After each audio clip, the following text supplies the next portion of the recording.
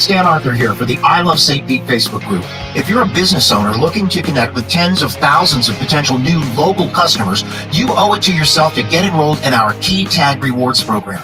Since 2019, we've signed up more than 200 local merchants. Sponsor opportunities are available too, such as our group banner ad and even your own custom key tags. Just go to stpetekeytag.com, get enrolled, and get ready to get busy. stpetekeytag.com. Come to Sam Ash for hundreds of exclusive holiday deals on music and sound gear from the most iconic brands. Save big on professional and starter guitars, drums, digital pianos, horns, violins, DJ, and electronic production equipment. Supercharge your home studio with deals on podcasting, streaming, and AV equipment like speakers, microphones, headphones, and acoustic treatment. Plus, with 36 months no-interest financing on thousands of items, you can get the gear of your dreams right now. From our incredible selection and service to our lowest price guarantee for over 95 years, real musicians know you only go to Sam Ash. BetUS.com. If you guys are betting on the games, whether it's NFL, NCAA, of course, you're not going to do that now. Maybe basketball, not football, but of course, the NHL, NBA, go to BetUS.com. You get a 125% sign-up bonus. And also, if you use this code right here, the promo code of TSW22, which, by the way, stands for the Sports Web, TSW22, or call that number 1-800-69-BET-US. Again, 1-800-69-BET-US, and put in that promo code TSW22, and I would really appreciate that. I've had 27 beers spilled on me. Make that 28. I've only got one place to go before the game. BetUS.com. Sign up at BetUS.com and get the best bonuses in the industry. Say Christmas. Merry Christmas. Say, I love football. Say this. Say Tampa. Bay. Bay. A. Tampa. Tampa. Tampa Bay. Tampa Bay. Say Tampa. Tampa. Bay. Bay. Oh my God, she's so smart and she's so precious. I love her to death.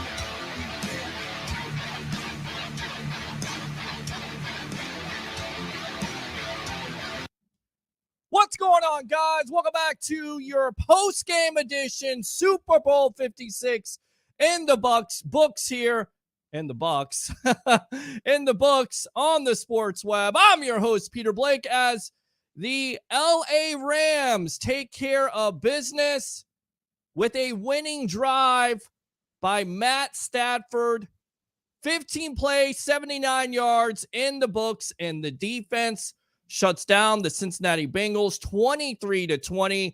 Definitely want to hear from you tonight in this game. 727-255-0391. It's 727-255-0391. Of course, the Rams become the second team in NFL history to win in their home stadium. Of course, the Tampa Bay Buccaneers doing it last year. So how do we start off the Sports Web?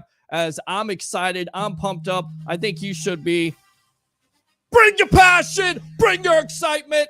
Just don't bring any nonsense. Let's go out to the phone lines. Curtis from Newport Richie, your thoughts on Super Bowl 56 in the books as the Rams take care of business. Hold on a minute. Let me put you on hold really quick. Alex, we got Curtis on. Stand by, Alex, and we'll go out to Curtis. Curtis, go ahead, lead off the evolution. Can you hear me? I can hear you just fine, my friend. Are you sure you can hear me? I can hear you just fine. I want everybody to hear what I'm about to say. Say it. Say it. Really? Come on. That was an exciting Super Bowl.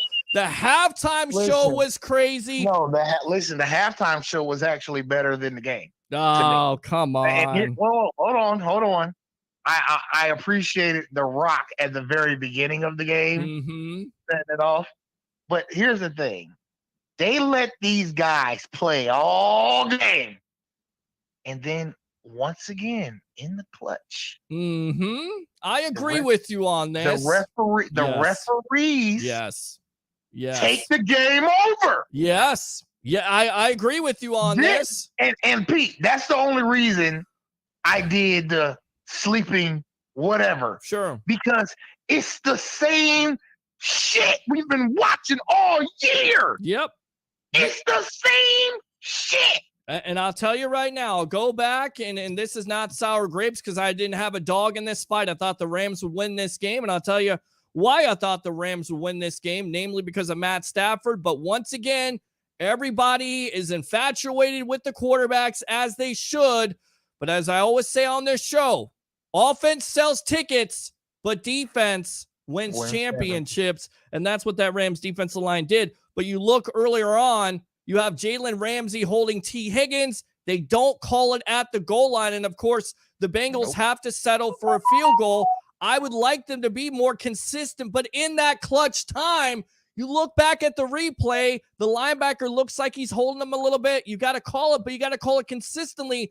But you would hate for it to come down to critical calls and critical situations. I absolutely agree with you. Agree. Something else I will say. Yes.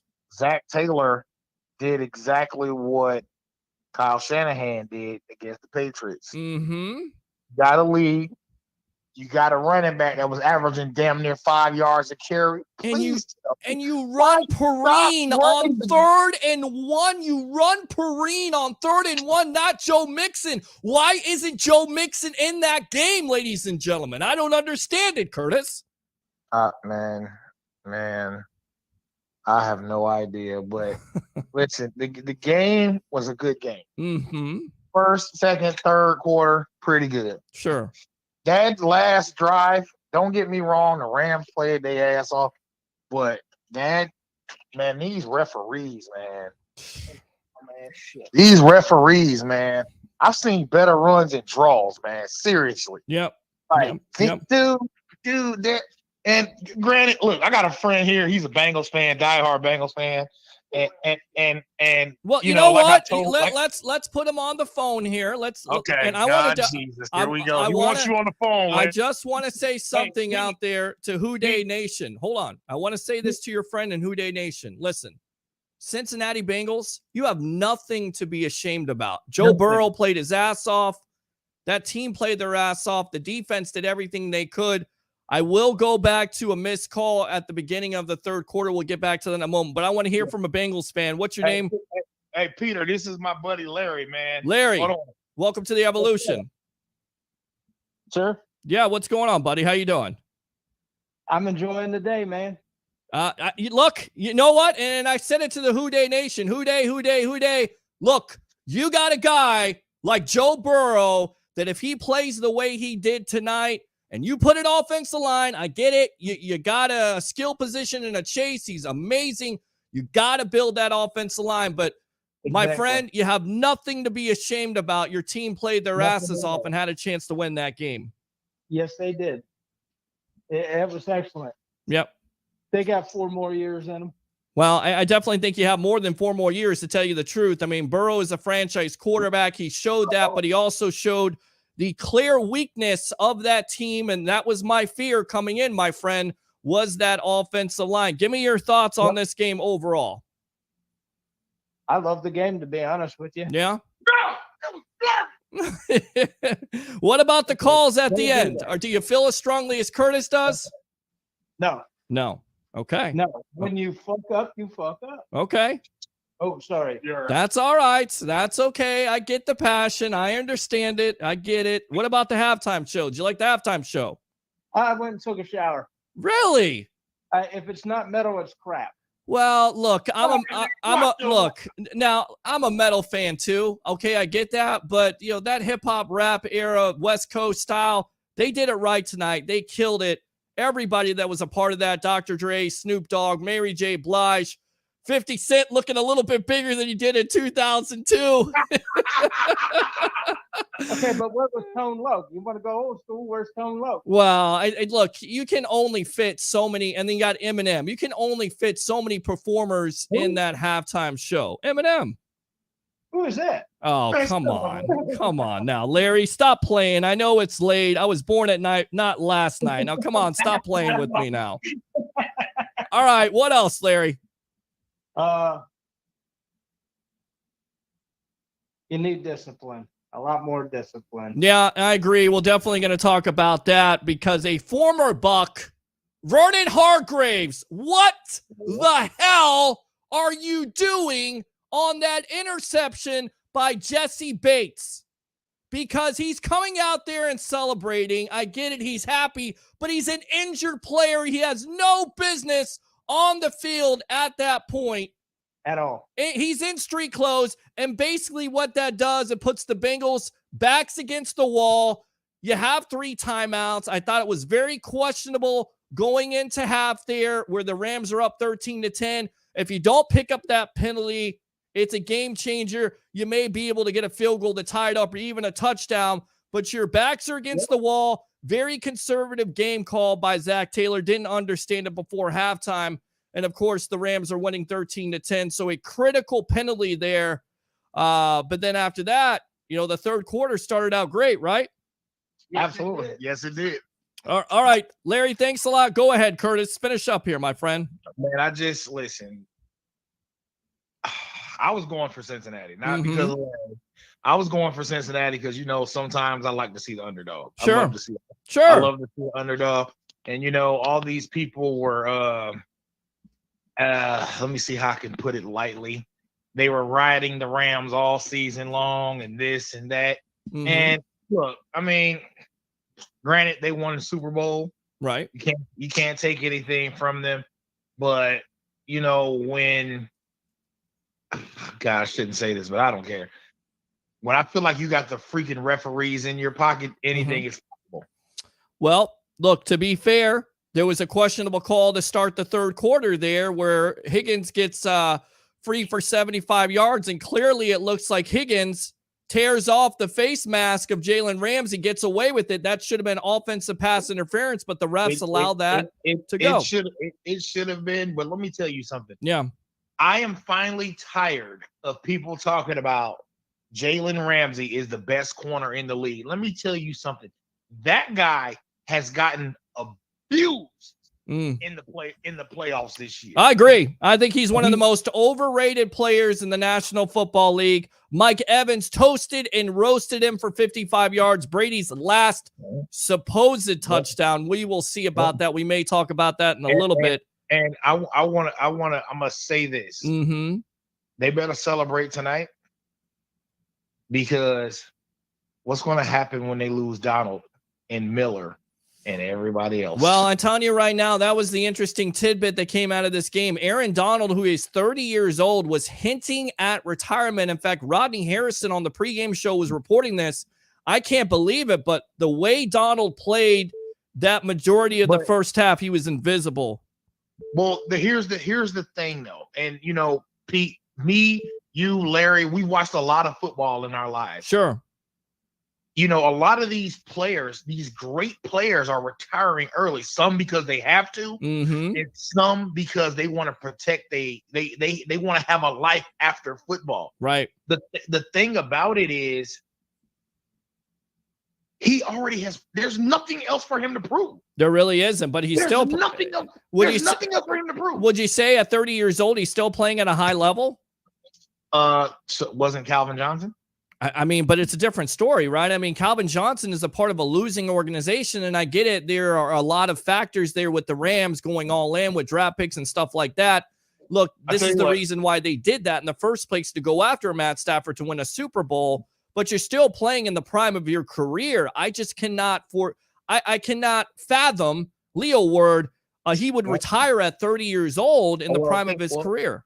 I understand that, but see, I mean, I look at it like this, Pete, and I'm gonna say this because you and Larry don't have kids. One wrong hit, you won't be able to go outside and play with your kids. Fair enough. You won't be able to dance with your daughter at her wedding. This guy has probably made almost $200 million. That's life-changing money. I mean, he wouldn't have to work another day in his life. Correct. Unless he felt like it. Yep. So not only does he have nothing to prove, but he's financially set him and maybe 2 or 3 more generations in his family, depending on what he does with his money. Yep. So, like I said, the big question is, A, he has nothing left to prove. Right. B, he's financially stable. What else is there? It's a great point. I mean, we all know Tom Brady played for that long. Sure. Because this guy had a chip. He holds a grudge like no other. Correct. No other. Correct. And I'm gonna tell you something. Joe Burrow has a grudge right now. Absolutely, my friend. All right, we got to run. Use that second call, my friend. Thanks a lot. Let me go ahead and give you the Byron Leftwich. How about them Bucks, baby? And we'll definitely hear from you soon. All right, my friend. Thanks a lot, Curtis.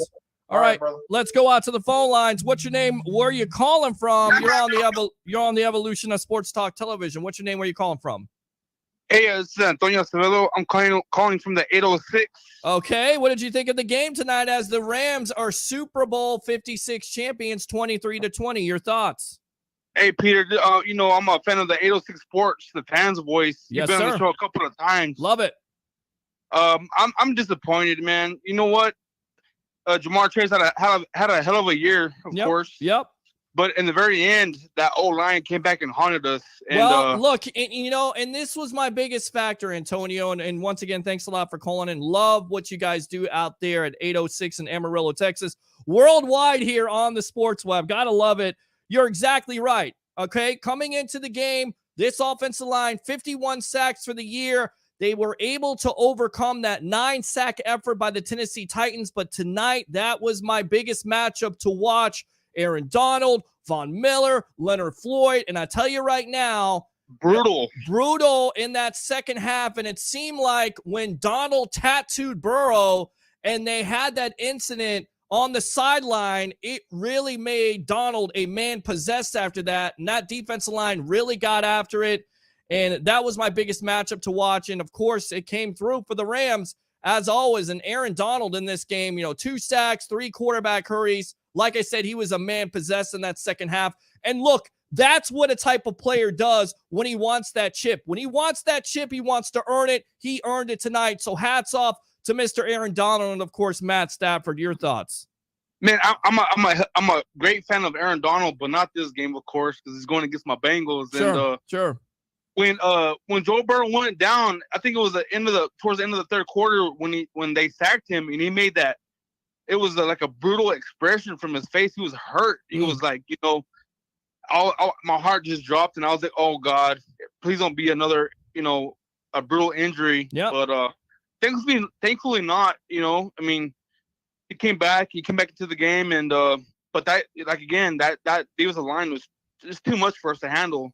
Yeah, it really was. But I tell you right now, Joe Burrow, to me, a lot of respect coming in, a lot of respect after this game. And I tell you right now, if you're not putting him in the conversation as Patrick Mahomes or Josh Allen, you're wrong. You haven't watched all year long. This kid has been money all year long. Coming back from that knee injury, 22 for 33, 263, 1 touchdown, did all he could do. And what I love about Burrow is the mobility factor. He's got that mobility factor. He loves to scale the pocket. He can make plays on the run. Sir. He can improvise to those big wide receivers. And look, I think, Bengal fans like yourself, you got nothing to be ashamed of. You had the lead there. He just wasn't good enough. That defense wasn't good enough tonight. And then the very questionable calls, especially late in the fourth quarter. You hate to see that. But look, you got to call it. If a linebacker or a defender has got his hand all over the player and he's impeding that player's progress, if you will, then of course you're going to call it every time. And the defense could not stand up enough. And then when the Bengals got back the ball, of course, that Rams defensive front really got after Burrow. Definitely. This one hurts.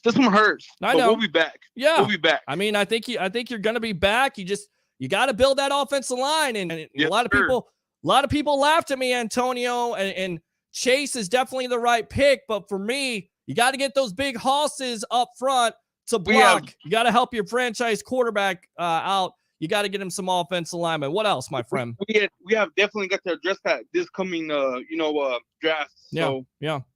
I'm looking forward to it. But thank you for having me, Peter. Antonio, really quick, you like the halftime show?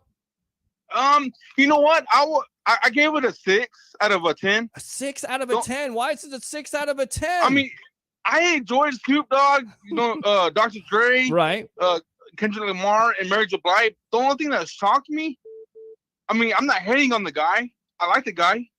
But 50 Cent, come on, man. What's wrong with 50 He's Cent? from the West Coast. I mean, to me, he was in that era of West Coast. I mean, he's definitely come on a part of that success period there. At least bring Ice Cube, Well, I definitely agree with you on that. You could have brought Ice Cube. The problem is, right? You know what I'm saying? Well, he didn't look like 50 Cent. He looked like 150 Cent. But look, he's a pretty big guy now, and he's still rocking in the club. They're just rocking a different way, probably wobble more than anything else. But like what Kenny says from the 806 Sports to the Fans Boys. He was an easy to see guy. Well, look, and I'll tell you right now, everybody wanted Tupac hologram and Ice Cube to come out. You only got 10 or 15 minutes. You got enough performances there. It's tough to fit all that in. I thought the halftime show lived up to all the hype. Oh man, I thought give it a 6. All right, 6. All right. Anything else, my friend? Thank you for having me. Yeah, 806. Yes. Cool day. We will be back next season. All right, so I'll give you the fire of the cannons here. I'll give you the Byron Leftwich, and I'll give you the Ric Flair. How about that? Appreciate the call. Definitely don't be a stranger and use that second call, all right? Most definitely. Thank you. All right, my friend. Good stuff there. Alex, I see you call back in. I know you want to call back in. Let's go out to the webheads here, the comments. I'm here ready for troll duty, so I'll fire the cannons for that. Love that. Let's go out to Miss Queen Anita. Thank you very much. I will fire the cannons for that. Daniela says, that was a good game, close. Everyone was voting for the underdogs, but the Rams claimed that game. Good stuff as always. I will give you the Ric Flair for that. Let's go out to Alex in Largo. Alex, give me your thoughts on this Super Bowl victory by the LA Rams, 23-20 over the Cincinnati Bengals. You're on the web, the sports web. Go. Well, listen, I don't want to talk about the Rams because I'm not a Rams fan. If any team that takes out my Bucks, I'm not a fan. Good, but I want to say this. Yes. What a game. Yes. What a wild game. Yes. Listen, but why is it that every time it always has to come down to the zebras, man? Every single time it's always got to come down to some of the worst calls. I can't stand it. I thought, and yes, I know if you're – I do want to start off like this. If you are a Bengals fan, you have absolutely nothing to be disappointed about. Mm-hmm. You have a quarterback. Listen, I don't ever like to talk about quarterbacks, but Joe, man, that kid, dude, he's gonna be elite. He's gonna be like I've never seen such a young quarterback so professional. And he's a great athlete. He can get out of the pocket. He makes great passes. He's a very smart football player. Yeah. I love seeing him this year. In this game, I will tell you one thing. If he had a better offensive line, I really think that this would have been a different ball game. But Peter, what a game! What a game! What a game! And like I said, if you're a Bengals fan, there's absolutely nothing to be disappointed about. Like I said, I just hate that games like this always have to come down to such crucial calls. And I know everybody's gonna say, well, the Bengals got, the one start the third quarter, which was legit. It was legit, but I mean, come on, back-to-back brutal calls like that to end the game. That's just absolutely horrible. It definitely gives you second life there. It puts them closer to the goal line. You go in with Matt Stafford the first play to try to go in for the quarterback sneak. To the credit of that Bengal defensive line, they stop him. But on second down, you've got one-on-one coverage with Super Bowl MVP Cooper Kupp, who has absolutely killed it. And stop with the nonsense of this guy doesn't deserve all his flowers out there. Of course, Valentine's Day coming up tomorrow. He deserves it. Hey, Peter, I love the guy. Yeah. Cooper Kupp is he's a savage, bro. Yep. Even with the Bucks, that's where the Bucks. One of the big things that the Bucks did not do. You got to play press coverage on Cooper Kupp. If you don't, if you leave that man open, that man is explosive. Yep. Just like he did with the Bucks and like he did tonight. He did his thing. Yep. I love the guy. I don't like the Rams, but I like Cooper Kupp. He's going places. But when it comes to Joe Burrows, which is the main reason why I called tonight, I love the guy. I love the guy. The guy is the guy. I wish we had him with the Bucks, man. I know we're looking for a quarterback right now. Sure. I would love to get a guy like Joe Burrows. So professional. Absolutely played a great game. I'm telling you, Peter, if we had a different offensive line, I think we'd be looking at a different ball game. I agree. But damn it, man. Why do we have to come up and end the game with such crucial, terrible calls? I don't know how to fix it. I know everybody's going to say, well, they got their calls, we got their calls. Yeah. And the refs did play a pretty fair game. If you look at it, the refs did play a pretty fair game all the way through. Yep. And in that second half, it's like, oh. Well, it's that last drive where, look, the Rams are driving, 15 plays for 79 yards, and give credit to where credit is due. Stafford is flinging it, throwing it. He's got plenty of time. The Bengals are not able to put enough pressure on Stafford. He has a clean pocket. He's throwing the Kupp. You're going one-on-one coverage. You're going zone coverage with Kupp. We know how that works out, my friend. We've seen that story before when Kupp's gone against the Tampa Bay Buccaneers and have been a Buccaneer nightmare with killing that team, and he definitely did that to the Bengals tonight. And look, it just comes down to this as always. You got to have defense. You got to get after the quarterback, and you also got to run the ball. Look, and talking about defense, yes. Yes. Let's not forget about Aaron Donald, man. He going out there playing him. He balled out, man. Yeah, you did. If I remember right, he got into an altercation on that sideline, man. Correct. And he blew up. Yep. Dude, the dude blew up. Yep. I'm talking about he went out there and said, no, let's effing go. Let's go. Yep. And he did. I think the Rams defense showed up today. I think that especially in that second half, I think they played a great ball game. I think you have to give credit due where it's deserved, like you always say. And you got to give the Rams defense some credit to the game. But like I said, man, the main reason why I call it because I absolutely love where Joe Burrows is going to go. Like I said, if you are a Bengals fan, don't be disappointed. You guys played your hearts out. I didn't even know the Bengals were going to even make a Super Bowl. I didn't even know it was a thing. Yeah. So, well, I'm happy. Great season, Peter. It's been a great year, up and down, especially with the Bucks. What we've accomplished, and it ain't over yet. It's just beginning. You know how this goes, my friend. I mean, rumors today about the Bucks. Yes, the Bucks picking up Russell Wilson. I saw that. Possibly. I like it. We'll see. I like it. I don't want Deshaun Watson, but I wouldn't mind. My opinion. I don't want a Deshaun Watson, but I wouldn't mind a Russell Wilson coming in here. Or I think you and I talked about. I wouldn't mind. Jameis Winston. No. Aaron Rodgers, Carson Wentz, possibly. Jimmy G coming in here. I want Jimmy G. My perspective. Okay. No. With that and Kyler Murray, I wouldn't mind that either. Kyler Murray. Yep, there's been a lot of reports out there, so we're definitely going to continue to work. Listen. Hey, Peter, listen. I'll call in on the next show. Listen, it's been a great year. It's been fun, man. Go Bucks.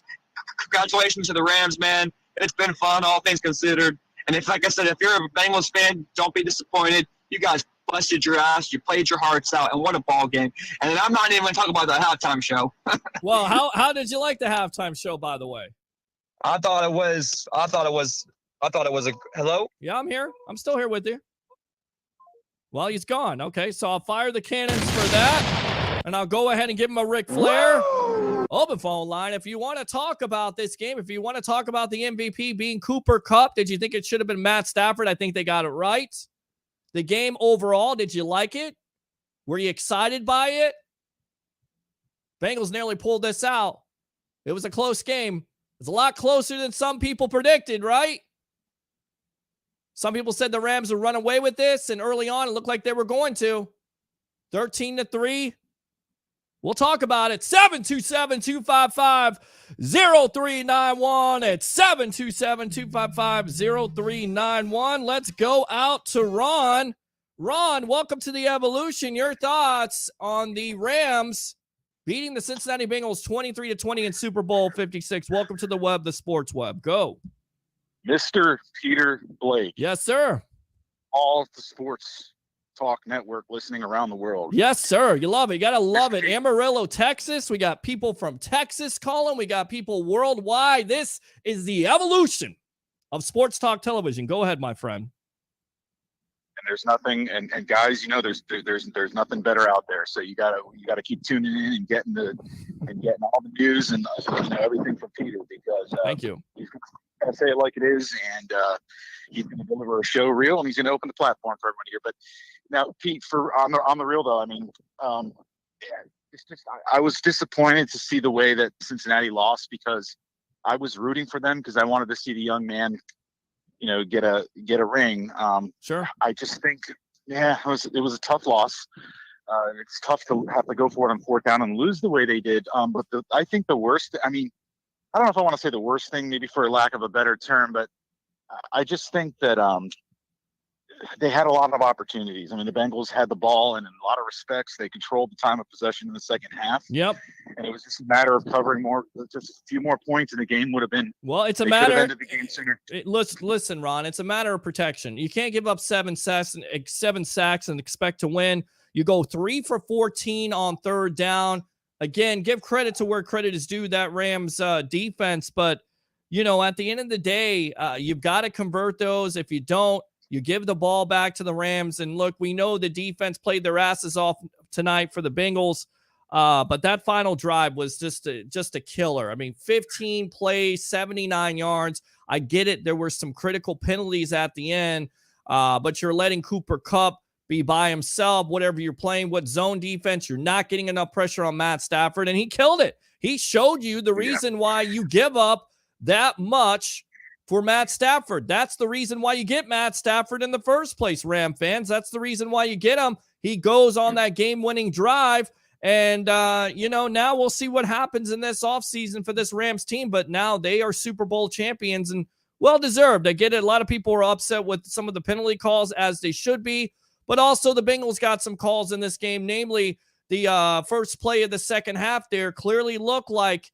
Higgins, to me, pulled on Jalen Ramsey's helmet there. They could have called offensive pass interference. They called nothing, and that put the Bengals up 17-13, and you were going, uh-oh, this might be something to watch out for.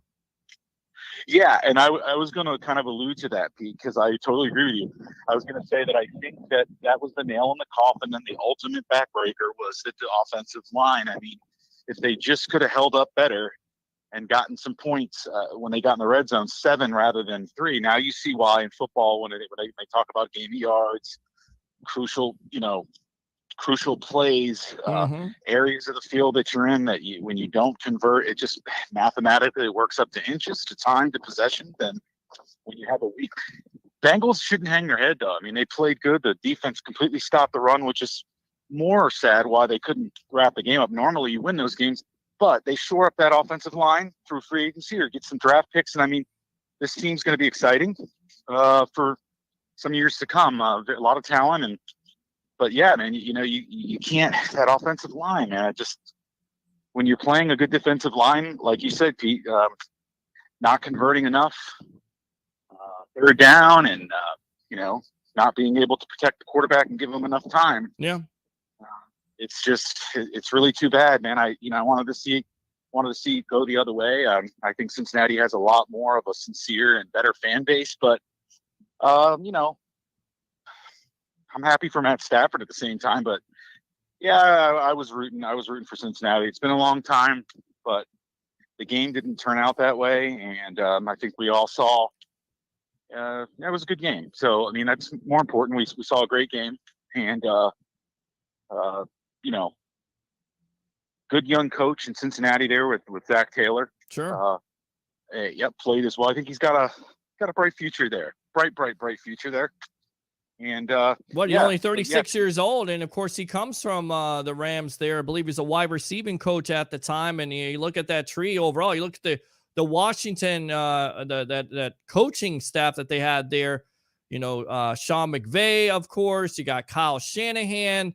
You have also got Zach Taylor on that staff. The kid who just got a job with the Miami Dolphins, should call him a kid, but you know, all these guys are basically younger than me at this point, and they're getting coaching jobs, and just can't imagine why that Washington football team couldn't put it together and win some games with that great coaching ability that they had on that staff. With that being said, what did you think of the halftime show? I thought that you saw an illustration of a little bit when rap and hip hop was better. Thank you. Now that is the comment. Now that is the comment of the night. Thank you. Right there. Let the truth set you free. I agree with that. Absolutely. What did you like most about it, my friend? It was just, brought back times when rap and hip hop was so much more bearable, enjoyable, and now it's just not as good the way it's engineered, the way it's studioed. I just think music in general, so much more talent, when you start back in the 70s and the 80s and different genres of music. But no, I mean, I thought it was nice, and I thought the national anthem was incredible. Nothing, I mean, not to take away the world-renowned performance from Whitney Houston. I'll never forget that. But that girl was just, God, that had to bring tears to your eyes. Mickey Guyton was tremendous. That was absolutely great performance. All the singers tonight really were on their game. NBC kind of got it wrong there because they went to Guyton before Janae Aiko. I believe that's her name. I'm getting her name wrong at this point, but they got that wrong. But besides that, I think there was even the commercials I thought were pretty good tonight. And I came into this game saying, you know what? These commercials are overrated. They brought it. I thought this Super Bowl, it was hard to argue that this wasn't one of the most exciting Super Bowls out there from start to finish, honestly, in my opinion. Yeah, no doubt. I mean, it was definitely good. It was just, God, I couldn't believe it. Cincinnati was a force at the point of attack there, stopping the run. Yeah, I really thought that was going to come up to an advantage for them in the long run, winning the game. But like I said earlier, it just didn't turn out that way, unfortunately for them. But they're a bright young team. Yep. The Rams just, I don't know how they found a way to, with one less weapon. It's frustrating because now they're our nemesis, and that's who took the Bucks out. And well, we'll see what the future holds for the Rams, because they've invested a lot of money, a lot of draft capital, and there may be some losses here. I don't know if you heard the report before the game, but Aaron Donald, if he won a championship, may consider retirement. That's one of the best defensive players, if not the best defensive player in the National Football League, possibly retiring. So there are going to be some losses. We talked about it last year with the Bucs. They were able to bring everybody back. I'm not sure the Rams are going to be able to do that. And of course, Odell Beckham going on in this game, that was a critical loss. And I think the Rams offense really changed. So we'll see about that, but it looked like a knee injury. I'm not a doctor, but I tell you right now, he was out of the rest of the game, and it did not look good for him at all. But you got to be happy for OBJ and, of course, Matt Stafford, and that's the great TJ Reeves. Bucs sideline guy mentioned Raheem Morris, former Tampa Bay Buccaneer coach, now defensive coordinator of the Rams, winning his first Super Bowl championship. So some Bucs ties there. Vernon Hargreaves, I don't know what the hell he's doing. I don't know if you saw that play. What else, Ron? Yeah, well, so, I don't want to drastically change the subject. So we're just talking a lot about the Super Bowl. You can change the subject. Go ahead. I know what you want to go for. Pete, so the one thing I hope is that the Miami Dolphins don't end up regretting doing what they did, because I think they just made the most foolish of moves. I mean, you fire a coach like Brian Flores, who had that team winning a lot more games. Correct. And I don't know what happened. I think there were some interior things we may not all know about, because a lot of times it's something with management. If there's a spark between management that isn't good, sure. Something between the players that can, but I don't think it was that was the case because, they were playing hard under Flores. I feel awful for him. And I just hope the Dolphins don't end up, Well, look, the Dolphins are a dumpster fire. I mean, they're this right now. I mean, really, the ownership, it starts from the ownership and it goes down. And that's disappointing. If an owner was actually saying to a coach, look, you need to tank and lose, and I'll give you $100,000, the fans not only deserve their money back, but this owner needs to be removed. I've said this time and time again. I don't care if he's buddy-buddy with all the owners. I don't care if it's the good old boy network. The owner needs to be removed along with Daniel Snyder. And that's the only way the Miami Dolphins and the Washington Commanders or Commandos or whatever the hell their name is now is going to move forward and be a winning team, is if they remove those owners and ownership basically takes a stand, because right now those organizations and those organizations implicated in that, they seem to have one thing in common, and that is they're firing and hiring coaches every 2 to 3 years. And it's disappointing to hear something along the lines, and even the president of the United States today, and I'm not going to make this political, but he addressed the situation where he said the NFL needs to do a better job, and also Roger Goodell addressed it. So, it's easy to say that if you're the commissioner of the league. Now, what are you going to do about it going forward? Right. And I mean, I don't know, Pete, but it seems to me like this has been a lineage, because if you go back and you look at Miami, like you said, it starts with ownership, because after Dan Marino, I mean, they didn't really have a quarterback. They're still trying to find a quarterback. And the reason why they were tanking in the first place is to get a guy like a Joe Burrow. But, at the end of the day, it's competitive sports. You play to win the game. I think that's what Herman Edwards said for the New York Jets. You play to win the game. And if you're the Miami Dolphins, you're losing, and you're losing on purpose. And the reason why Flores got removed, and I still believe this, he didn't accept the $100,000. He was trying to get that team to play hard for him. They did. They had some disagreements. I think it goes back to not taking the $100,000 and not tanking for the season. And that is his big qual, if you will, with the owner, Stephen Ross, and, of course, the National Football League. So we'll see how that works out. What else, my friend? Well, hey, Pete, like I said, man, I know you don't, he says not to bring politics into it. Sure. But I don't know if you ever heard of what the good old Jorge Masvidal said. He said, hey, when you're, you don't fire the coach when you're winning the games and you're winning the big games. Sure. And hire someone who ain't ever won a freaking game. Right. That's my feeling on the whole presidency thing. That's a true dumpster fire. But I know, hey, we got to leave that. It's a sports talk show. We don't want to offend anyone. We don't want to get anybody, we don't want the I will never, ever be scared to offend anybody on this show. If you disagree with me, it's your right to do that. But at the end of the day, we're going to walk away as friends. Is that cool? 100%. And like I said, man, I just missed the time that we had a year and a half ago, man. When, hey, like I said, at least we weren't paying at the gas pump. We weren't going through this border crisis we're going through. But hey, mean tweets offend people. You can't speak the truth anymore without the left canceling you. So now we're dealing with cancel culture. The Redskins now is unacceptable. That's a that's a whole nother story, Pete. I know we don't even want to get into that. Yeah, let's not get into that. I'll tell you what, let's go ahead and shift gears here really quick. Let's talk about the rumors today that you heard about. I heard about also basically the Bucs leaving the door open and also exploring the possibility of going after a Russell Wilson and a Deshaun Watson. Your thoughts? Pete, my first thought on that is, I'll be honest. I'm kind of getting, it's just bewildering that they keep putting out these type of reports. It makes you wonder, God, would they stop just putting these speculatory... Look, somebody told me this off air. And they said, look, it's the busiest cycle of the year. It's the Super Bowl. You've got to come up with stories. You got to gain clicks.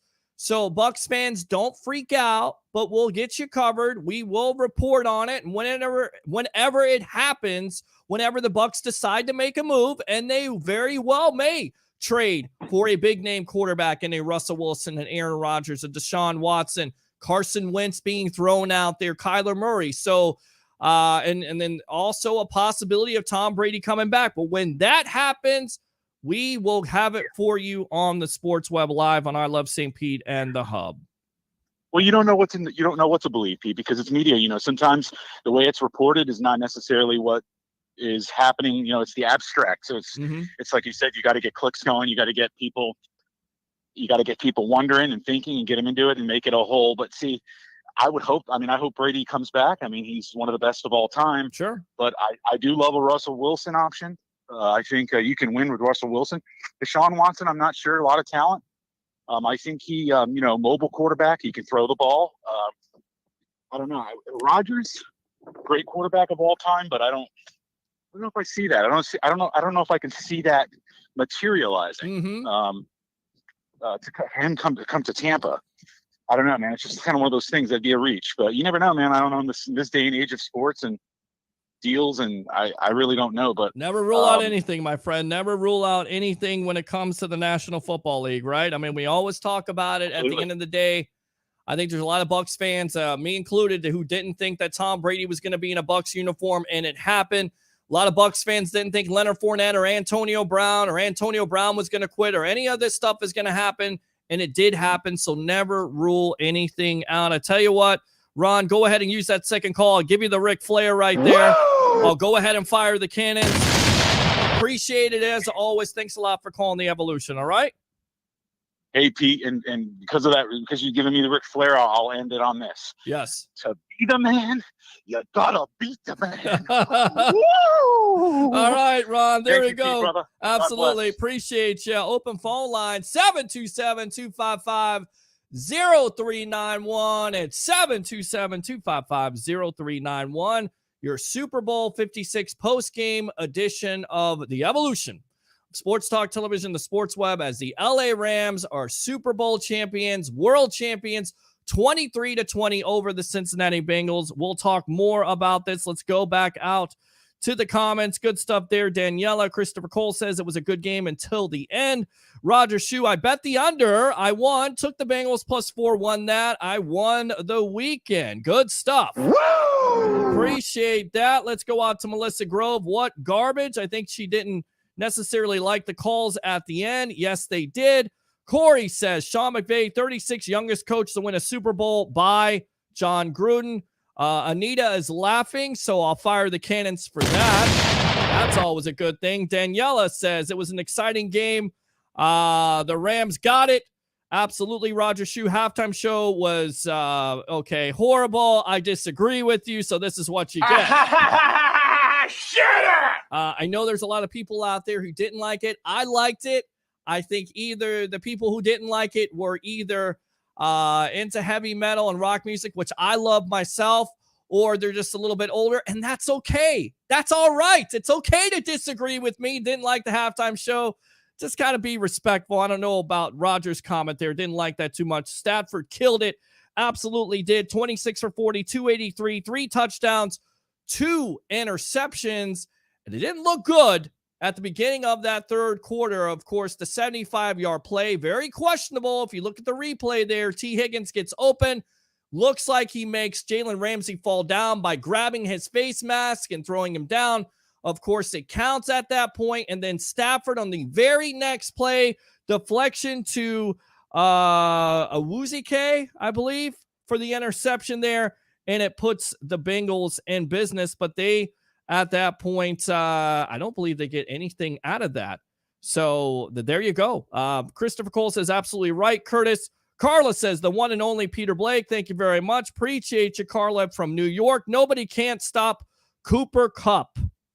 And let's talk about Mr. Kupp.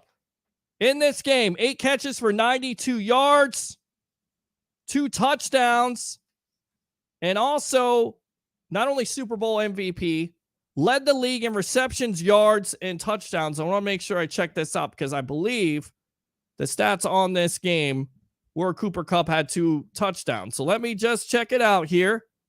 Yes, he did. 2 touchdowns. So I want to make sure I'm clear on this, but he was dominant. Was he not? And the big time play was late in that second quarter when OBJ goes out with, it looked like a significant knee injury, which you feel bad for OBJ because he got the Rams on the board and he certainly looked like he was the difference on offense. Because as soon as OBJ went out, that Rams offense struggled. Big time.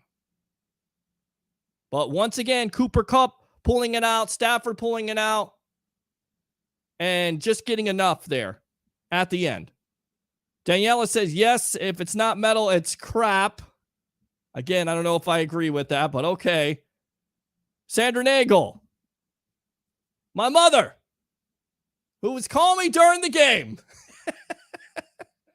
Love you to death. And I know that there is family out there in Ohio, because this is a family affair, rooting her ass off for the Cincinnati Bengals. But they fell short. So once again, your son is right. I appreciate you. I love you. You're still beautiful.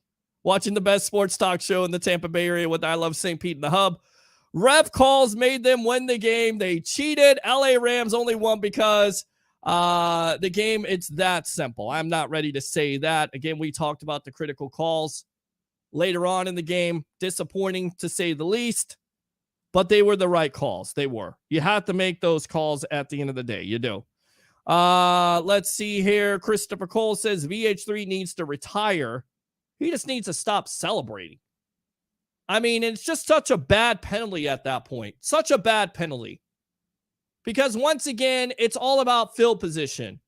You get the interception. You go to the 20-yard line. Nope. Your back is against the wall because you pick up a 15-yard penalty for celebration. For a guy that's not even dressed, he's inactive. No business being on the field. I get it. It's a young team. He's a young player, but you got to know better. You got to have better discipline, if you will. Bad play. And I think it cost him. LA Rams been cheating all season. Roger says, will the Greek be joining us tonight? I don't think so. It's kind of late. So thank you. There was a face mask. There was. Thank you very much, Daniela. VH3 needs to play arena football. Let's go out to Daniela again. Exactly. The refs let that slide. They did. The guy that just talked now just completely hit it right on the nail. That was Curtis before. Good stuff. Matt Stafford retired. I don't know about that. But the report was possibly, Aaron Donald would retire. He would go off into the sunset with his championship.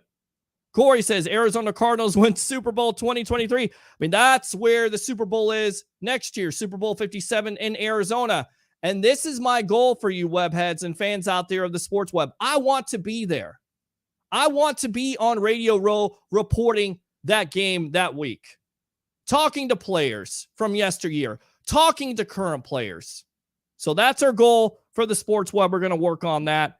Of course, you would say it would be easy to say Arizona with all the expectations. We'll see how that works out with Kyler Murray. TJ Reeves, again, kudos to the Rams. Bucks lost to the eventual champs. Also thrilled that for Raheem Morris, who gets a ring with all their stars. Absolutely. Good for him. Christopher Cole says, I've been saying it all year that the Rams have a horseshoe up their butts the last few months. Roger says, we're going to be saying something about Justin Fields. We're going to be saying the same thing about Justin Fields next year. But again, same situation. You want to talk about young quarterbacks, you got to protect them. An even worse offensive line with the Chicago Bears, 58 sacks, 36 of those to Justin Fields. He's not going to stay healthy if you can't protect him, period. He's not. Let's go out to Chris Cole. Refs ate their whistle until the last drive. Agree. Jordan says Johnny Manziel to the Bucs. Stop playing. That's Jordan right there. Appreciate it. Thanks a lot for tuning in. Appreciate you as always. Stafford deserves it, man. Good game. Great halftime show. I mean, if you guys want to talk about it, let's talk about it. Let's talk about this game in general. Let's talk about some of the rumors that were put out there today from the NFL insiders like an Ian Rappaport, a Tom Pelissero of NFL Network, that the Bucs are still holding out hope that Tom Brady will come back. Is it still a possibility? According to Rob Gronkowski during the weekend, he believes Brady will come back in a couple years. Interesting. Huh? We'll see. Also, the Bucs are exploring possibilities of going out there and getting a Russell Wilson from the Seattle Seahawks, a Deshaun Watson from the Houston Texans. You hear about Carson Wentz possibly being traded or released. So there's some quarterbacks in this shuffle, if you will. You can talk about it here. 727-255-0391. It's 727-255-0391. But I agree with you. Matt Stafford does deserve it.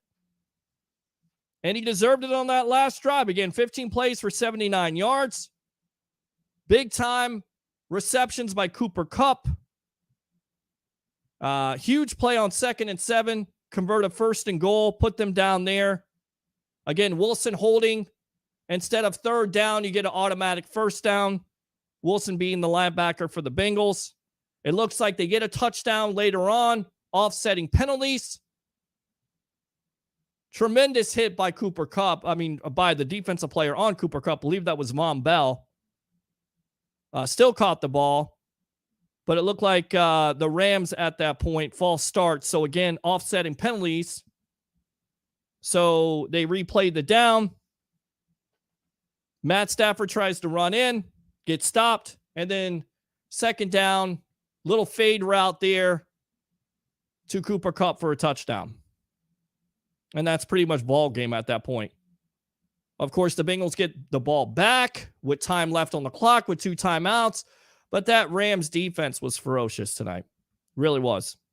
Today's rap has too many F words and sexual stuff. Plus, you can't understand any of it. Shaking my head. Agree with that.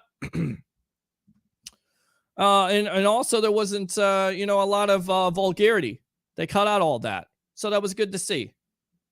No censorship. That was good. Watson let him sit out for a year or two. Brady comes back. Totally agree with your OBJ comment. Kupp was awesome. He was. And again, you got to be happy. You got to be happy for Matt Stafford. You got to be happy for OBJ because they've been through so much, right? OBJ is shown the door, highly talented player, but what I always say about him, can't stay healthy. Looked like he hurt himself tonight. Could be a major injury, but it changed that look of the offense. Overall, the running game for the Rams was disappointing, but credit to where credit is due. That Bengal defense stepped up. They shut it down. 13 carries for 21 yards for Cam Akers.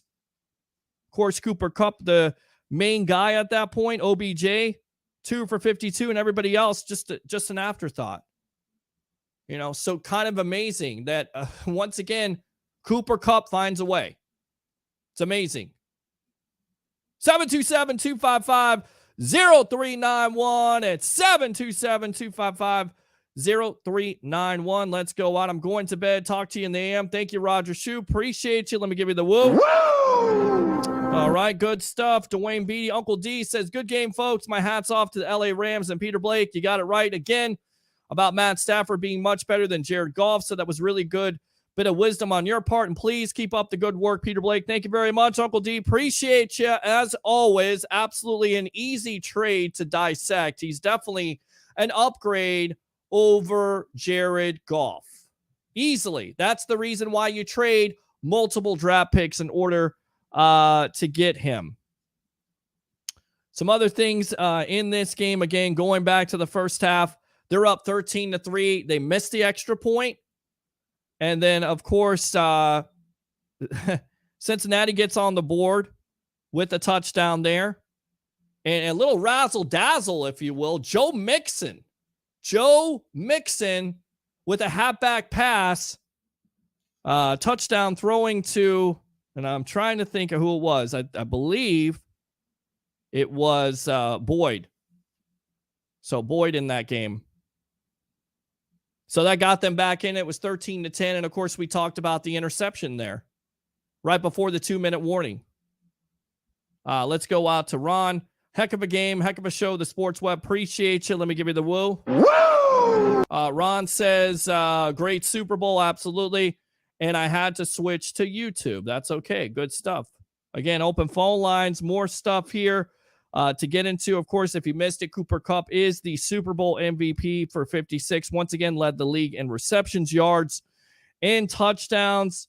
Other thoughts on this game. to me, the second half really turned out to be good for the Bengals, and it looked like they were going to win this game. They did. They absolutely did. Razzle dazzle play. It looked like Cooper Kupp was going to throw to Matt Stafford. He missed that. They had to settle for a 41-yard field goal, which made it 20-16 at that point. Von Miller with the sack on second down made it 3rd and 22. I mean, that was the story of the night for me. That was the matchup that I was looking at personally, was could that offensive line hold up? And they couldn't, especially in that second half. And it goes back to that play where Aaron Donald, and it looks like Joe Burrow is running out of bounds. Joe Burrow gets tattooed. It's a legal play. No penalty needs to be called on that. And then you have the skirmish there on the sideline, and it seems like it fires up not only Aaron Donald, but that defensive line in general. Because to me, I thought the Bengals did a good job in the first half on Aaron Donald. He was silent. You didn't hear from him in that first half. Second half, different story. Different story. Thank you, Anita. I appreciate you as always. Woo! I'll give you the Ric Flair right there. Good stuff. By the way, last quarterback sacked that many times. Going back to the original Captain America, Roger Staubach in Super Bowl 10. 7 sacks. Chris Cole says, I wonder what the prop bet on the H-back pass was. I don't know. Let's go out to Kyle Nicole. Hello, Peter. How you doing tonight? Was a decent game. Definitely some rocky officiating in the game, but all in all, a solid game.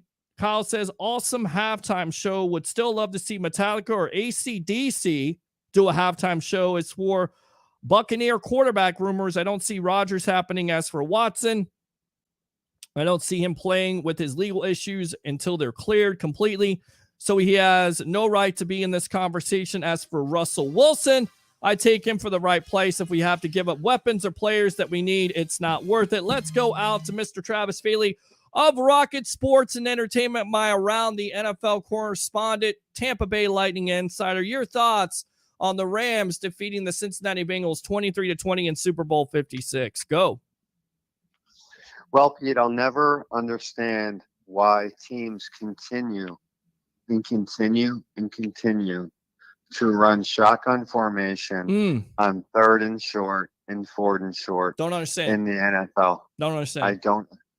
I just don't get it. You know, you have options when you run the quarterback out from under center. You can hand the ball off. You can do an RPO. You can do play action. There's so many different things you can do. But when you decide to run shotgun on 3rd and 4th and short, and even if you hand the ball off at that point, you're still starting 2 yards behind the line of scrimmage where the defensive line and the linebackers can squeeze up and stop you. I just don't understand the play calling by Cincinnati in that game.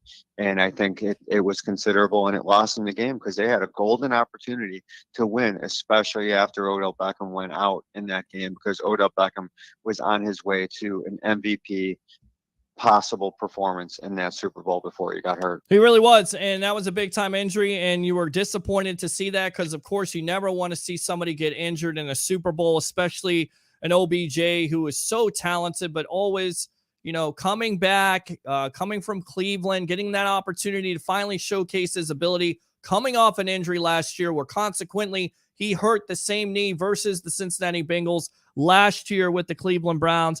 It did not look good. He didn't play the rest of the game, and I think it really changed the offense overall for the Rams. They really couldn't do much, but once again, we're talking about this kid who needs to get his due respect. Cooper Kupp was just amazing tonight. 8 catches for 92 yards and 2 touchdowns. Your thoughts? Well, whenever he wanted to go to him, he got big plays from him, and that's all you want out of a fantastic quarterback wide receiver combination. And you're seeing one of the best in the league, and great for Cooper Kupp and great for Stafford to get the championship. Stafford played well, but once again, I think this really turns into a wasted golden opportunity for the Bengals. They won the turnover battle in this game, Yep. and they had opportunities, Pete. And you got to look at a young coach like Zach Taylor. You got a young quarterback. There were times when Burrow had opportunities to make plays, and because he didn't call off or call an audible or once again change the play at the line by looking at what the Rams were doing from a defensive line standpoint, a more experienced quarterback would have possibly made those plays. But, Burrow played great all postseason, and we're probably looking at great things to come. Let's hope this doesn't turn into a Dan Marino situation and we never see Joe Burrow once again in a golden opportunity like we had tonight. Well, it's a good point because you expected Marino and his early success with the Miami Dolphins, I believe his second year in the league, getting all the way to the Super Bowl and putting up all these great statistics, but never being able to, catch lightning in the bottle, if you will. We're on with, speaking of lightning, our lightning insider, of course, around the NFL correspondent, Mr. Travis Faley of Rocket Sports and Entertainment. It's the Sports Web. I'm your host, Peter Blake, giving you something to think about. The big time matchup for me, offensive line coming in, 51 sacks and facing guys like Aaron Donald, Von Miller, and of course, Leonard Floyd. And to me, that was the mismatch nightmare. And it happened to come back and haunt him tonight, if you will. 7 sacks. You go for it on 4. Yeah. Pete, you didn't see the screens that could have been played tonight. You didn't see Joe Mixon enough tonight for the Cincinnati team. And when you did, they matched him up against Robinson. Yeah. And when Robinson was in the game, obviously Collinsworth was talking about it all night long. He was a game wrecker. So what you really needed to do was more passing on first down, more running on second down when Robinson was out of the game, and setting up more screen plays, because what was Floyd and what was the defensive line doing but pinning their ears back? So what happens there? You play off into the tight end situation. You play off into that position, and you play off into the screens. And, you look at Jamar Chase, he didn't have enough balls thrown his way. T. Higgins didn't have enough balls thrown his way. So I think Cincinnati really missed out once again on a golden opportunity to win the Super Bowl tonight. Yeah, they certainly did. And to me, what they got to do, the Bengals, it's not going back to the drawing board. What you got to do is build an offensive line around that kid, because if not, you're going to seriously get him injured again. He's already suffered an injury in his rookie year, and it looked like, once again, he got beaten up tonight. So you just can't have that happen. And I get it. You want to draft guys on the outside, and Chase has been unbelievable superstar, but that offensive line has to be addressed in order for them to get over the top. Now, talking about the Rams, were you surprised to hear that report tonight that Aaron Donald could possibly retire if he wins the championship? I mean, here's a guy that's 30 years old playing in his prime. Could you see Donald walking away into the sunset with the championship? No way. I just can't see it. Pete, everybody sometimes throws these little lines out there, but these guys are professional athletes. This is what these guys do. Yeah. And you watch that guy's motor. Are you really expecting that guy to, win a championship at 30 years old and just stop and go sell cars on, at the local car dealership down the road because he needs something to do? No. What's he do? What's in his blood is getting after the quarterback. And you showed why, Aaron Donald is one of the best of all time with tonight's performance. And, there's no way I can see this guy retiring next year. But I've been wrong before, but I've also been, as you know, Nostradamus. Yes. Nostradamus, baby. That's right. All Nostradamus or Nostradamus. Absolutely here on the Evolution, my friend. Good stuff. What did you think of the critical calls? A lot of complaints from fans tonight. I told Bengal fans they had nothing to be ashamed of, but that last drive, the 15-play, 79 play drive, I thought the refs did a good job all night long, not making those calls, letting them play. Did you agree with it? Wilson on that, it didn't look like he was holding them. He maybe had his hand on his hip there. I mean, are those the calls you have to make at that point? Because they are critical calls that give the Rams second life, which, of course, they kill you when they get that second life. Semi-questionable, but the Bengals still had opportunity to come back and either tie or win this game. So I'm not going to put any kind of onus on the officiating in this game. Yeah. Yes, once again, semi-questionable, but there were opportunities for Cincinnati to win this game, and by not completing or making up on third 3rd and 1 and 4th and 1 multiple times in this game. Is you just can't have that, Pete. Nope. I mean, these are professional offensive linemen and play callers. And on those short down and distance plays, you have to be able to pick that up. And if you can't pick it up, then you don't deserve to win the game. But, once again, they didn't capitalize like they should have on the turnovers by the Rams. And, in the Super Bowl, when you win the turnover battle, I think it's like 83% or something to that effect, that number, and throwing it out there, you win the game. The team who wins that turnover battle wins. And tonight, Cincinnati had the opportunity by winning that battle, and they just couldn't do it when they needed to. Let me go out to Christopher.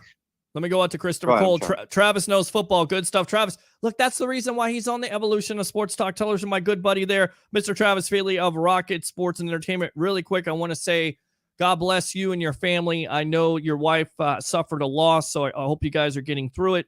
We're here with you on the Sports Web. My prayers are out to you and your wife and the rest of your family. With that being said, Travis Feely is one of the smartest guys I know when it comes to football and hockey and sports in general. So that's why we have him on. Well, that's nice of you, Pete. I'll let you go. I know you got other callers coming in tonight, but that was very nice of you. I won't forget that. Well, no, not at all, my friend. You don't have to go. I mean, I wanted to talk to you a little bit more here. What do you think about these rumors? You heard it today on the Tom Brady situation. Bucs still holding out hope that he comes out of retirement. What do you make of the situation? Is it a fact of, and somebody, I believe it was Carson Palmer on the Rich Eisen show this week, saying, look, he's waiting for this Buccaneer organization to see what they're going to do. And for me, I think that it's pretty easy. If Tom Brady is going to come back and he's given you assurance that he's going to do that, you're going to re-sign most of the free agents that matter, namely a Chris Godwin and, of course, a Ryan Jensen.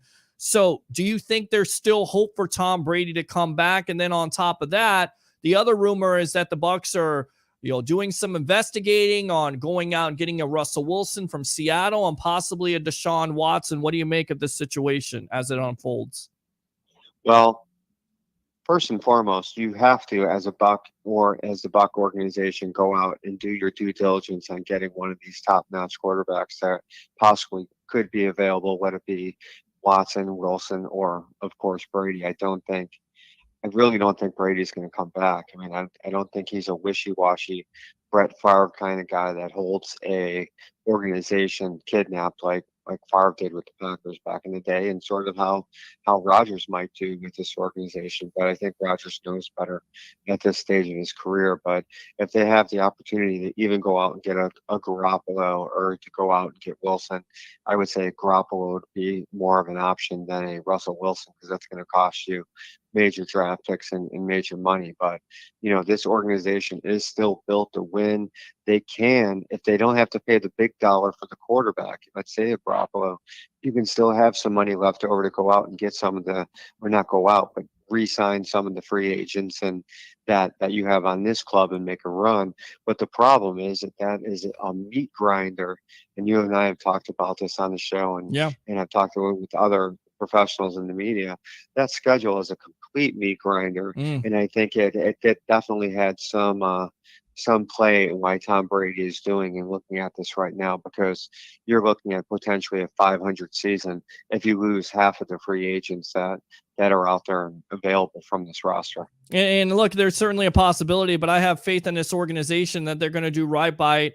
Jason Light, John Spytek, of course, Mike Greenberg, they're absolutely better at math than I am, so they can figure this situation out. And if they've gotten, once again, some type of commitment from Brady, I think they will go all in. And then on top of it, look, BA is 70 years old. If you have a team ready to win now, I don't mind giving up draft picks, because that has been the formula here the last couple of years. You look at Tom Brady, the blueprint has been put out there because it's exactly what the Rams did. And you know what? If you think about it for a moment, and I get it, hindsight is 20/20, Travis Feely, but if the Bucs decide to go out and get an OBJ and let an Antonio Brown go, then maybe you don't deal with all that stuff that you had. And of course, I think that's what it comes down to with Brady. He saw that you lose Godwin for the year to an injury, you lose Antonio Brown, you lose Tristan Wirfs. The Bucs, they've got to be committed. I think they were committed last year. They got to be committed this year for him to come back. If not, then you got to move on. But it becomes a very tricky situation with the cap. It works out to, if the Bucks can do this correctly, it'll only be $8 million towards the cap this year and $24 million next year, and that's important. But if you hold on to them, or you outright release them, there's a big time cap hit. So there's more specifics to it. I'm going to get into it a little bit tomorrow, but I think the whole situation is interesting at best because the rumor has been out there, and then I'll let you go on this because we'll go out to Curtis in a moment. Do you think that he's trying to work his way out of Tampa to go to his hometown team, who he's always wanted to play for, who, by the way, passed on him? And would the Bucks, relinquish that control and trade him to the 49ers for the possibility of getting a Jimmy Garoppolo, in your opinion? Or do you think he just stays retired? Ooh, that's an interesting topic. I mean, if he wants to play, if he wants to play and go to the Niners, you have to let him go and get something for him. Correct. Make it happen. Right. You can't go out of this and be in a Blaine Gabbert or Trask situation, or because you look at the rest of the division. Are all question marks. You and I have talked about this at this point. It's a weak division. It's really a down division. Atlanta, yeah. I'm calling it right now. I think Atlanta wins the division next year. Wow. If they go with Trask, or if they go with Gabbert, or some kind of second class citizen at quarterback. And don't be surprised, you're going to laugh at this, but I was just thinking about who's to say they wouldn't bring in Trubisky if they can't get one of the top notch quarterbacks, either Russell Wilson or even Deshaun Watson or Garoppolo.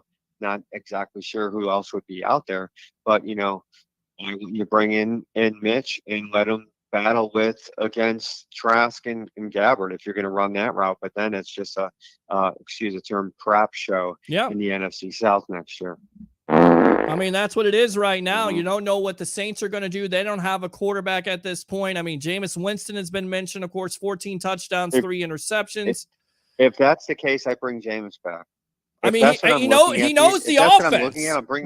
I'm bringing back Jameis because he knows the offense and he knows Mike Evans and the other players on this team. And if OJ Howard ever wants to show up, that would be nice. But he's going to be gone. I think his days are done.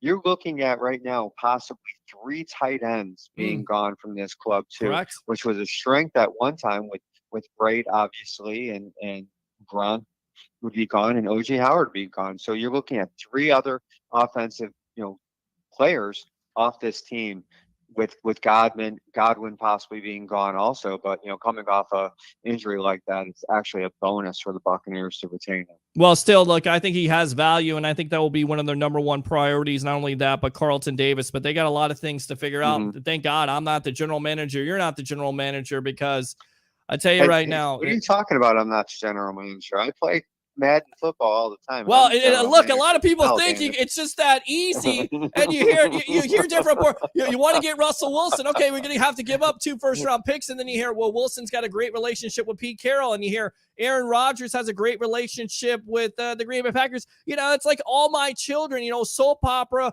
Back then, I'm aging myself, or As the World Turns, or The Young and the Restless, or Days of Our Lives. It's all about relationships with quarterbacks. You have to monitor it. What about a Kyler Murray? I mean, 24 touchdowns, 10 interceptions. He's unfollowing the Arizona Cardinals. Mike Evans, possibly recruiting effort down at the Pro Bowl. Is he a quarterback that you think the Bucs would be interested in? Oh, they're definitely interested in them. But I mean, it's funny because you just named off all those soap operas. I did. I mean, I got 4 sisters. Well, I mean, you got to be, Well, you also got all those episodes on your DVR. Of course. Well, you know me so well. I mean, okay? I'm a single man here. Valentine's Day is about 7 minutes away. So I gotta kind of try to keep up there with the soap operas and all the major storylines when it comes to women out there. You're going to have to give me the breakdown on General Hospital tomorrow, okay? Good stuff, man. I love you, brother. Go ahead and promote. Oh, really quick. You're a music guy. Sure. What did you think of the halftime performance tonight? Some people very critical. A lot of people liked it. I loved it. I thought it lived up to the hype. Your thoughts? Well, and I said this to my friends at their house earlier, and I'm gonna say this one thing. You answer your question with, I loved it. I thought it was awesome.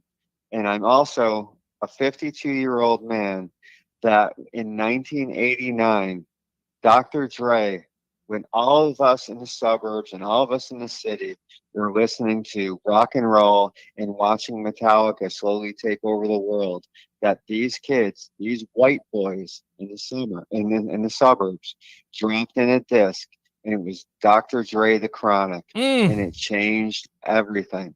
1992. 1992. You never forget it. It was the best thing you ever heard. It had 60s and 70s beat to it. It's just beautiful. I wouldn't say that, but I watched it take over communities that were crazy white rock kids, high schoolers and early college, and they were white boys, and you see, it's interesting because, being from the south side of Chicago, their racism was just crazy and rampant from white on black and black on white race. Mm-hmm. And to see that kind of music come in and take over white communities was unbelievable, Pete. So watching this tonight with Eminem and Dre and Snoop Dogg, who is just, it's amazing watching Snoop Dogg's career from all these years of being, let me tell you, when Snoop Dogg was coming up, Snoop Dogg was a scumbag criminal. Right. Okay. Right. So to see him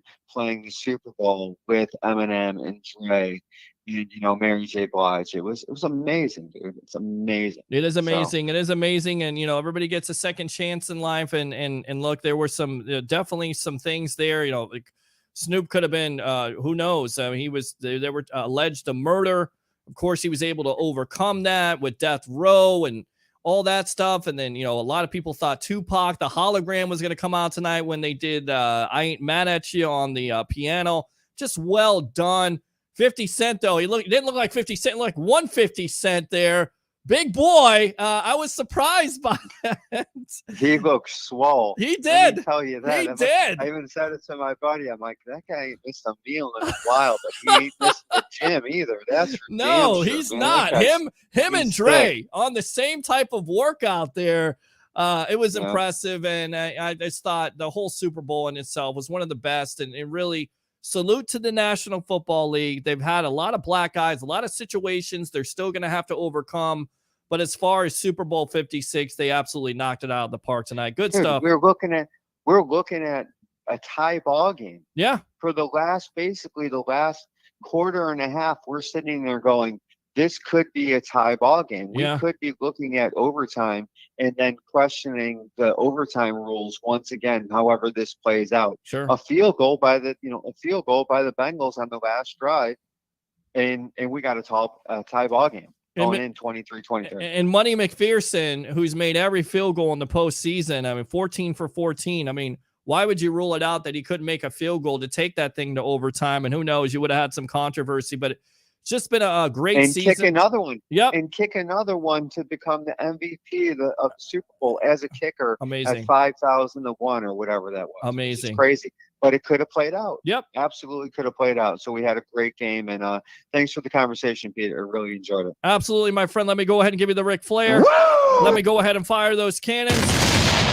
Definitely don't be a stranger. And once again, God bless you and your family again here on the Sports Web. All right, bud? Thank you, my friend. Talk to you soon. Talk to you soon. Good stuff there. Love that. Love that. That's what we always say about the Sports Web. Bring your passion. Bring your excitement.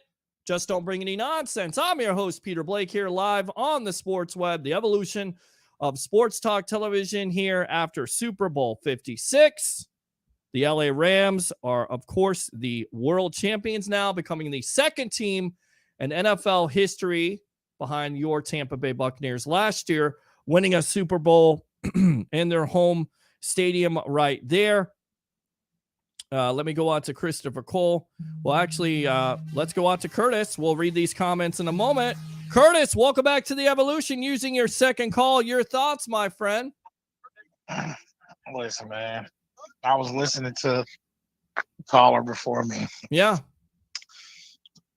I'm not sold on Garoppolo, man.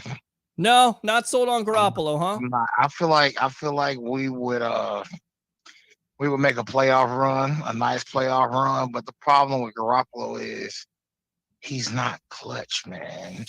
Yeah, he's not. I mean, he's shown that in his career a couple years ago against the Chiefs. You need to make that throw less than 2 minutes to go, and you can't make that throw, and that's the reason why the 49ers lose. You're exactly right, and only 160 yards in postseason, Yep. so 9-6, he wins with the 49ers, but I don't know. I don't know. I don't know where this is going. I heard the reports today. I think, the Bucs may be looking to move on from Brady, but I don't know how you could. Honestly, I don't know how you could move on from Brady. And with his comments this week, it is kind of opened the door, if you will, never say never. And we know that Brady is a competitor. Here's the thing. There's a couple options. Let me say this. Number one, we would love to have Brady back. Sure. Number two, you wouldn't pass up on Russell Wilson. 2 first-round picks. I'd give up a first and maybe a third and like a sixth. Well, it's gonna depend on Russell because he has a no trade clause in his Tampa Bay in that conversation. Yeah. I love Russell for number 2. I would take. I don't think Deshaun Watson is leaving now. I think Lovie Smith is going to talk to him. I think he's going to stay in Houston. Despite all the BS. Well, I'll throw this out at you. Nick Cassero said this about 4 weeks ago that he didn't think Deshaun Watson was going to play with the Texans. I don't think he's going to play with the Texans. And I would look, I've been very clear about this. I don't necessarily like the Watson situation because I don't know what his legal ramifications off the field. And I get it. It's a civil suit, but it's multiple. It's 22 allegations. It's civil. And we know the NFL is all about protecting the shield. He's going to be suspended for an amount of time. So if you're the Tampa Bay Buccaneers, are you willing to give up multiple draft capital for a player? No, I don't think I don't think anybody is unless they're desperate. What I will say is this: if he does get suspended, I see 4 to 8 games. Yeah, no problem. I mean, it just depends on what comes out. We don't know what's going to come out after the season at this point. Absolutely. We don't. Deshaun Watson, he's a wild card. Obviously, if none of those doors open, you would take Jameis. Mm-hmm. If he's there, and I know a lot of people are like, "Oh, here we go again." Man, listen, you know what? He really showed maturity and stuff from being under Drew Brees and Peyton for a year or two. Mm-hmm. Okay. Here's my wild card, and I'm going to get a lot of flack for this. As a veteran, I can't believe I'm going to say this. Mitchell Trubisky is a definite no for me. No for you at all. I mean, now I know Harry the Greek, professional handicapper extraordinaire, he likes Mitchell Trubisky. He thinks he's got a lot of potential, and he doesn't think that, the Bears put enough of a team around him, and he believes he's a possibility for one of these starting jobs, if not the Bucs, somebody else. I would take Nick Foles for a year. Wow. Why not Blaine Gabbert? I kind of like Blaine, but I don't trust Blaine. Yeah, see, I don't know. I mean, if Blaine Gabbert knows the system, BA's comfortable with him, but if you go with Blaine Gabbert, are you admitting at that point that you're taking off a year? I mean, I get it, you can win a division, but Blaine Gabbert, is Blaine Gabbert going to take you anywhere, honestly? Of course not. Okay. Of course, Okay. I mean, no. Okay. And I'm sorry. The way I feel, I'd take Nick Foles 9 times out of 10 over Gabbert every time. Well, I think the Bears would probably give you Nick Foles at this point in that salary. Well, the problem is if they did trade him, they're going to have to eat some of that contract because nobody's going to take him and not make the Bears eat some of that contract. Sure. So, I mean, listen, today is the 14th, whatever, Valentine's Day now. We have literally 33 days before free agency starts. Yes, we got about 3 weeks. And I'm going to tell you something. Everything is going to start coming out slowly but surely at the combine like it always does. Yep. Well, I mean, that stuff starts at the Senior Bowl, at the Pro Bowl, and then it starts to get because, look, that's when the general managers can start to talk to each other, right? And that's why I say don't rule this out, Bucs fans, as much as it pains me to say it. Deshaun Watson is a real possibility if and only if the Bucs hear from a league office or a lawyer that he's not going to get suspended and there's nothing to it. because of the relationship between general manager Nick Cassero and Jason Light. They are familiar with each other. They know each other. And look, at the end of the day, if it wasn't for the allegations, and look, I have 4 sisters. I have a mother. I'm not cool with them. But, at this point, it's civil. He's 26-year-old quarterback that's immensely talented. So, of course, the Bucs are going to look at him. But what are the ramifications and how much do you have to give up? And is it worth it? I'm not sure. I'd rather go a different avenue at that point. I'd rather go with possibly a Kyler Murray if you can get him. Even as crazy as it sounds, maybe a Carson Wentz. Maybe he's out there released. Maybe you trade for him. Jimmy Garoppolo is a possibility. Of course, we talked about Aaron Rodgers. We don't know if he's going to retire. We hear that he's got a great relationship with the Green Bay Packers. Russell Wilson, he says he wants to stay a Seattle Seahawk. He has a no trade demand, so he can basically say where he wants to go. Is Tampa on that list? We shall see. But there is a lot of quarterbacks to, go through at this juncture. That Kyler Murray thing is very intriguing. Mm-hmm. Very. Well, we heard from Chris Mortensen, the report tonight. He is very selfish. There's going to be, some leaders on that team. They're going to try to talk to him. And also Cliff Kingsbury is going to find a way to, make the situation better. But, 4-7, that last second half of the year and the way they started out, I mean, come on. Arizona was the number 1 team in the NFC. Yep. Wow. And to just fall apart like that. So, and he was frustrated after the Rams lost. Well, the Rams end up winning the Super Bowl. So, but he had one of his worst games as a pro. Yeah, he really did. So I'm really done with it. I don't really care about any of that yet because we gotta get there. Yep. I mean, we can have all the speculations and all the stuff we need, but we got to get there. And the end of the Super Bowl is the end of the season, and that's it. That's it. I mean, and what a time to end it, right? I mean, it's Valentine's Day. You love football, and your love is gone. If you're single like myself, we look forward to sports, but you always got the Lightning and the Rays. We will cover the Tampa Bay Buccaneers and the rest of the National Football League on this show because football never ends. Anything else, my friend? Oh, that's it, my brother. Hey, I'll be waiting for the next show. All right, sounds good. We'll be back on tomorrow night. Let me go ahead and give you the Ric Flair. Woo! Appreciate you as always, my friend. Thanks a lot for the call. Open phone line here, 727-255-0391. It's 727-255-0391. Happy Valentine's Day. It's the Sports Web. I'm your host, Peter Blake, giving you something to think about. Ron, Bucks fanatic McClary, who called in before. Great stuff, Travis. Absolutely, Christopher Cole, praying for you and your family, Travis. Miss Anita says, I'm your biggest fan. I really appreciate that. Always love to have beautiful women as my biggest fans on the show. Just saying. She also says, I have 5 sisters, so you know how I feel. They say that the camera adds a few pounds. That it did.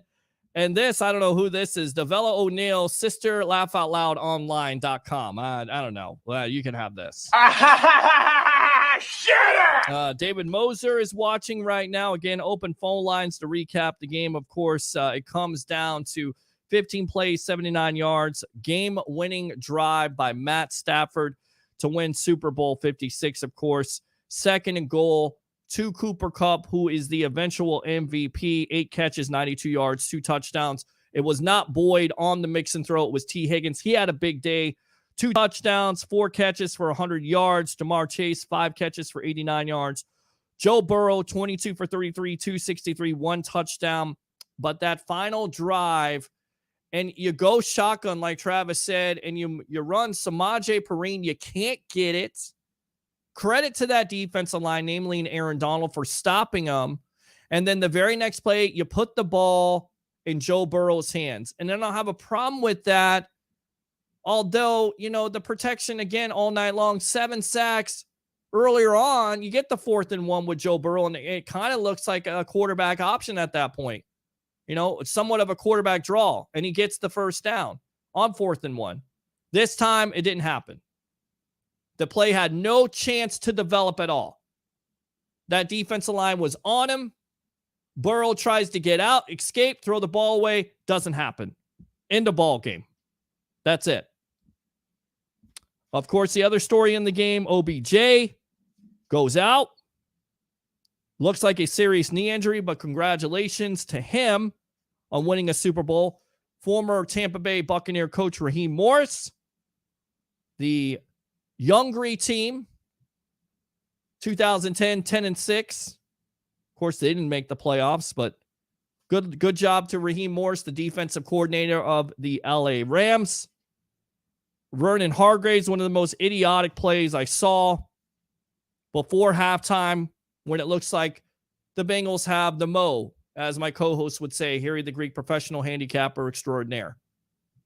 Comes out, celebrates 15 yards, pushes them back, and you go into halftime down 13-10. You have 3 timeouts at that point. I feel like if you have field position, maybe you have an opportunity to go down the field. Neither here nor there. You can't commit those type of penalties, critical penalties. Going back to the last drive, critical penalties.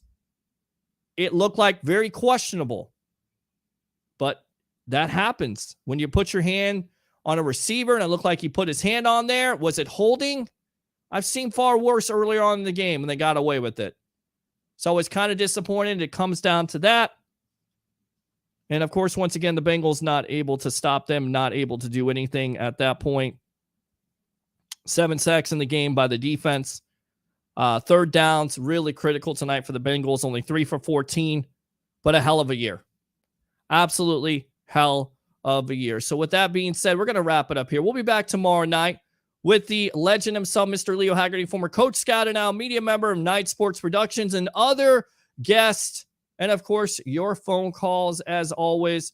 Once again, to recap the situation tonight here on a special Sports Web edition, post-game edition, Super Bowl 56. The LA Rams win 23-20 over the Cincinnati Bengals. 3 things, and we'll wrap it up for the night. Bring your passion, bring your excitement. Just don't bring any nonsense. I'm your host, Peter Blake, your Rolex reporter. What time is it? It's my time, and it's your time. Have a great night.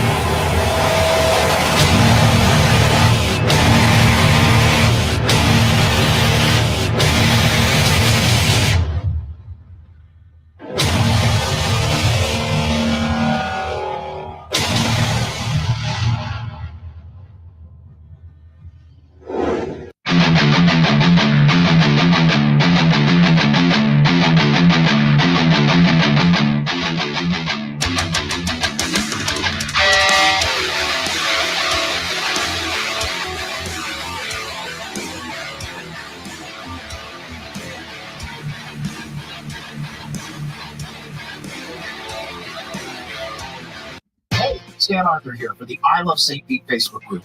If you're a business owner looking to connect with tens of thousands of potential new local customers, you owe it to yourself to get enrolled in our Key Tag Rewards program. Since 2019, we've signed up more than 200 local merchants. Sponsor opportunities are available too, such as our group banner ad and even your own custom key tags. Just go to stpetekeytag.com, get enrolled, and get ready to get busy. stpetekeytag.com. Come to Sam Ash for hundreds of exclusive holiday deals on music and sound gear from the most iconic brands. Save big on professional and starter guitars, drums, digital pianos, horns, violins, DJ, and electronic production equipment. Supercharge your home studio with deals on podcasting, streaming, and AV equipment like speakers, microphones, headphones, and acoustic treatment. Plus, with 36 months no-interest financing on thousands of items, you can get the gear of your dreams right now. From our incredible selection and service to our lowest price guarantee for over 95 years, real musicians know you only go to Sam Ash. BetUS.com. If you guys are betting on the games, whether it's NFL, NCAA, of course, you're not going to do that now. Maybe basketball, not football, but of course, the NHL, NBA, go to BetUS.com. You get a 125% sign-up bonus. And also, if you use this code right here, the promo code of TSW22, which, by the way, stands for the Sports Web, TSW22, or call that number 1-800-69-BET-US. Again, 1-800-69-BET-US, and put in that promo code TSW22, and I would really appreciate that. I've had 27 beers spilt on me. Make that 28. I've only got one place to go before the game. BetUS.com. Sign up at BetUS.com and get the best